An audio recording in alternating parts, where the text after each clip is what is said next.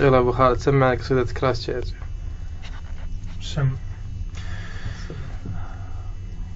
بجيب لك مقطع فيها، المقطع الأكشن حق. لا بيها من البداية على ما من كرايستشيرش وعلى ضفاف لوشن الباس فيك اللي هدات تروعك بديار ثلج ما تشوبح بها الصن ديار مايكل في محله نزولك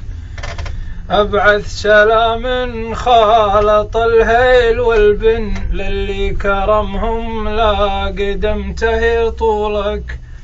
أهلي بدار المصطفى والجبل حن واللي حواليهم كرام طرولك وللشيخ بن هندي سلام مثمن ينصاك يا ابن الجود ويحوم حولك مما وانت بليزنت وذيك الجناين وفي دار ابو احمد يلي عنوا لك قلب المعنى يوم شاف الضباجا قال الهدى بعينه تراهن ضيوفك يا بنت يا شقرة على الهون يا هن روفي على اللي ساحرات عيونك الطول والمبسم وخصر يجنن كل الصفات الفاتنة في وصوفك تمخطري وغري عيون يودن وابري حالي ماشيتك او وقوفك لا شافك البرسون ولا الحاض غزن تسمرت رجله عيا يطوفك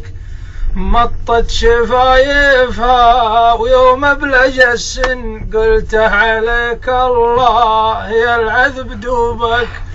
من قبل اشوفك ما عرف واي من ون واليوم كل التايهات بحروفك وكني كذا سجيت من قبل ما افطن واليد رايفر صاح يا هيه دورك